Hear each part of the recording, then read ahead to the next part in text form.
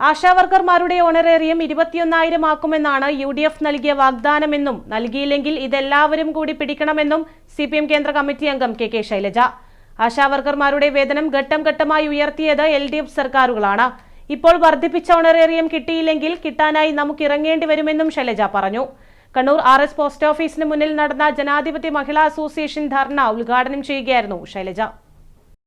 ജനജീവിതം ആകെ ദുസ്സഹമാക്കുന്ന തീരുമാനങ്ങളാണ് ഓരോ ദിവസവും കേന്ദ്ര സർക്കാരിന്റെ ഭാഗത്തുനിന്ന് ഉണ്ടാകുന്നതെന്ന് CPM കേന്ദ്ര കമ്മിറ്റി അംഗം KK ശൈലജ പറഞ്ഞു. പാചകവാതക വില കുത്തനെ കൂട്ടുകയാണ്.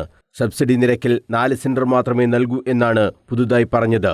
കോൺഗ്രസ് സർക്കാരിന്റെ കാലത്ത് ഇന്ധന വിലക്കയറ്റത്തിനെതിരെ പ്രസംഗിച്ച് അധികാരത്തിൽ ഏറിയ മോദി സർക്കാർ അതിലും വലിയ അടിയാണ് ഇപ്പോൾ നൽകുന്നതെന്നും KK ശൈലജ പറഞ്ഞു.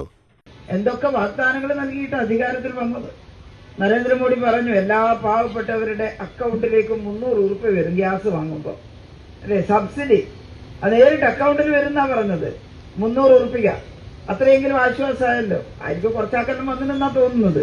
എല്ലാവർക്കും കിട്ടിയിട്ടില്ല. ഇന്നലെ പറഞ്ഞത് അങ്ങനെ സിലിണ്ടറിന്റെ എണ്ണം സബ്സിഡി കിട്ടുന്നത് കുറച്ച്. നേരത്തെ 9 സിലിണ്ടറിന് വരെ സബ്സിഡി കിട്ടും ഒരു വർഷം. 9 സിലിണ്ടറിന് വരെ സബ്സിഡി കിട്ടും. ഇപ്പൊ അത് 3 സിലിണ്ടറിനാക്കി മാറ്റിയിരിക്കുകയാണ്, വെട്ടിക്കുറച്ചിരിക്കുകയാണ്. 5 സിലിണ്ടറിന് സബ്സിഡി വെട്ടിക്കുറച്ച് 4 തോന്നുന്നു. 4 സിലിണ്ടറിന് മാത്രമേ സബ്സിഡി കിട്ടൂ എന്നാണ് ഇപ്പൊ പറഞ്ഞിട്ടുള്ളത്. അപ്പോ അവിടെയും പിടുത്തം തുടങ്ങിയിരിക്കുന്നു. UDF പല വാഗ്ദാനങ്ങളും നൽകിയാണ് അധികാരത്തിൽ വന്നത്. അതിലൊന്ന് ആശാവർക്കർമാർക്ക് 21,000 രൂപ ഓണറേറിയം നൽകുമെന്നാണ്.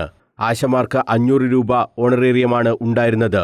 അത് ഘട്ടം ഘട്ടമായി വർദ്ധിപ്പിച്ച് 13,000-ൽ എത്തിച്ചത് LDF സർക്കാരാണെന്നും ഇപ്പോൾ വാഗ്ദാനം ചെയ്തത് തന്നില്ലെങ്കിൽ നമ്മൾ പിടിക്കണമെന്നും ശൈലജ പറഞ്ഞു. 3000 വർദ്ധിപ്പിച്ചു എന്ന് പറയുന്നുണ്ട്. കൈ കിട്ടിയോന്ന് എനിക്കറിയില്ല. കിട്ടിയില്ലെങ്കിൽ കിട്ടാൻ വേണ്ടി നമ്മൾ ഇറങ്ങേണ്ടി വരും.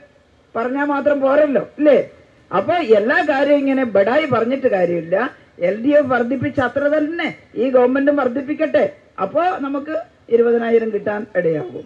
കേന്ദ്ര ഗവൺമെന്റും കൂട്ടണം. വെറുതെ പറയുക മാത്രമല്ല, ചെയ്യണം എന്നുള്ളതാണ് ഈ ഗവൺമെന്റിനോടും പറയുന്നത്. കേന്ദ്ര സർക്കാരിന്റെ ഭക്ഷ്യധാന്യ സംഭരണ കേന്ദ്രങ്ങൾ പോലും അദാനിയെ ഏൽപ്പിക്കുകയാണ്.